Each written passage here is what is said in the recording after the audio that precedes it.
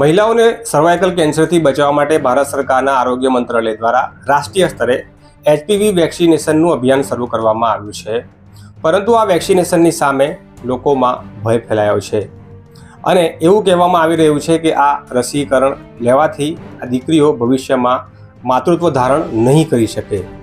ત્યારે આ મામલે નર્મદાના જિલ્લા આરોગ્ય અધિકારી દ્વારા એક પ્રેસ કોન્ફરન્સ બોલાવવામાં આવી હતી અને એમાં પત્રકારોના સવાલોના પણ જવાબ આપવામાં આવ્યા છે અને જે દીકરીઓએ વેક્સિનેશન લીધું છે તેમને તેમના વાલીઓ સાથે ત્યાં ઉપસ્થિત રાખવામાં આવ્યા હતા અને તેમને પણ જે વેક્સિન લીધા પછી તેમનું શું કહેવું છે તેમણે પણ પોતાના અનુભવો શેર કર્યા છે। ત્યારે શું છે સમગ્ર મામલો, વિગતે વાત કરીશું આ વિડીયોમાં।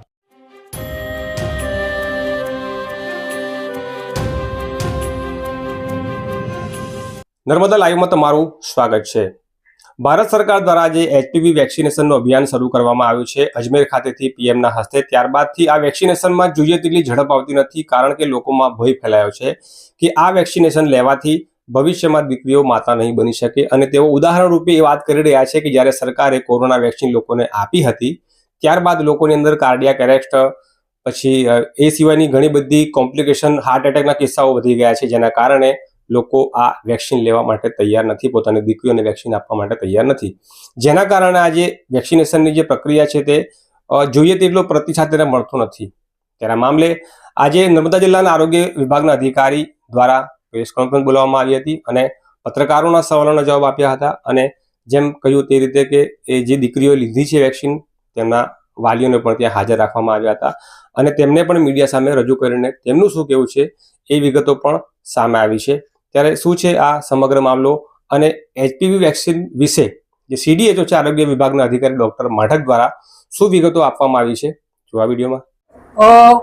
હ્યુમન પેપિલોમા વાયરસ વેક્સિન કે જે સર્વાઇકલ કેન્સરને અટકાવે છે, એને સમગ્ર ગુજરાતમાં અને આપણા જિલ્લાઓમાં પણ વિવિધ પ્રકારની બિનજરૂરી ખોટી અફવાઓ ફેલાઈ રહી છે અને જેમ કે રસીથી આ નુકસાન થાય, તે નુકસાન થાય, તો એના માટે લોકો સુધી સાચો સંદેશ જાય અને આ જે 3જા નંબરનું મૃત્યુનું કારણ છે સર્વાઇકલ કેન્સર, એની રસીનો લાભ મળ્યો છે એટલે એટલા માટે આજ રોજ સૌ પ્રેસના મિત્રોને અને લાભાર્થીઓને પણ બોલાવ્યા છે।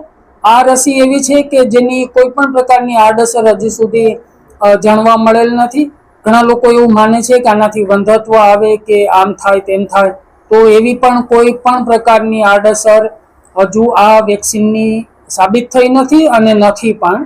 વેક્સિન છે ખૂબ જ સલામત છે અને સૌને મારો આગ્રહ છે કે પોતાની 14 થી 15 વર્ષની ઉંમર સુધીની જે દીકરીઓ છે એમના માટે આ રસીનો જે સિંગલ ડોઝ છે નજીકના પીએચસી પર જઈ અને સમયસર અપાવે એવી વિનંતી છે। આપણા જિલ્લામાં કોઈ ટાર્ગેટ નથી, પણ 4500 જેટલી દીકરીઓ છે જે એલિજિબલ છે આ વયજૂથમાં, 14 થી 15ના વયજૂથમાં, અને આપણે કામગીરી પણ ઠીક થઈ રહી છે। વેકેશન પડવાની તૈયારી છે, રમજાન મહિનો ચાલતો હતો અને ઉપરાંત આશ્રમ શાળાઓમાં અને પરીક્ષાઓના કારણે કામગીરી થોડી ધીમી ચાલી રહી હતી। હવે સૌ વાલીઓને વિનંતી છે કે પોતાની દીકરીને લઈ અને નજીકના પ્રાથમિક શાળામાં જાય, પ્રાથમિક આરોગ્ય કેન્દ્રમાં, અને એમને વેક્સિન બિલકુલ અપાવે। આ ઘણા વર્ષોથી પ્રાઇવેટ સેક્ટરમાં અપાઈ રહેલી રસી છે એ પ્રથમ વખત આપણા રાષ્ટ્રીય રસીકરણ સમયપત્રકમાં વિનામૂલ્યે એડ કરવામાં આવેલી છે, ઉમેરવામાં આવેલી છે। તો ફરીથી મારી વિનંતી કે સૌ એનો લાભ લે। વેક્સિનેશન આપ્યા પછી કેટલા દિવસ સુધી એ દીકરીઓને ઓબ્ઝર્વેશનમાં લે એના પર ધ્યાન રાખવામાં આવે છે? રસી આપ્યા પછી એઝ સચ કોઈ અડધો કલાક સુધી ત્યાં સ્થળ ઉપર એનું સઘન ઓબ્ઝર્વેશન કરવામાં આવે અને પછી એમને કશી કાંઈ તકલીફ થાય તો એમને રિપોર્ટિંગ કરે તો એમનું સમસ્યાનું નિરાકરણ કરવામાં આવે સાયન્ટિફિક ડેબમાં। કોઈ લાંબો સમય એનું ઓબ્ઝર્વેશન કરવાની જરૂરિયાત નથી। મારો અભિપ્રાય તો એવો છે કે સરકારશ્રી તરફથી આ એચપીવીની રસી આપવામાં આવે છે તો તે દરેક બાળાઓને મુકાવવી જોઈએ। તે ગર્ભાશયના મુખના કેન્સરથી રક્ષણ આપે છે। તો મારી વિનંતી દરેક પેરેન્ટ્સને છે કે જે દરેક છોકરીઓને એચપીવીની વેક્સિન મુકાવે, તેનાથી કોઈ પણ આડઅસર થતી નથી। એક MBBS ડૉક્ટરના અંડરમાં રહીને આ રસી મૂકવામાં આવે છે। અર્બન હેલ્થ સેન્ટર રાજપીપળા ખાતે મેં આ રસી મારી બેબીને મુકાવી છે, તો દરેક વાલીઓ તેનો લાભ લે। સરકારશ્રી તરફથી આ મફતમાં આપે છે, જ્યારે પ્રાઇવેટમાં ઘણી બધી ફીસ લેવામાં આવે છે। તો મારી એક જ વિનંતી છે દરેક છોકરીઓ જેને એચપીવીની રસીની જરૂર છે તો દરેક માતા પિતા તેને આ રસી મુકાવે. તો આ જ પ્રકારના ન્યૂઝ અને અહેવાલ માટે નર્મદા લાઈવની આ ચેનલ સાથે જોડાયેલા રહેજો.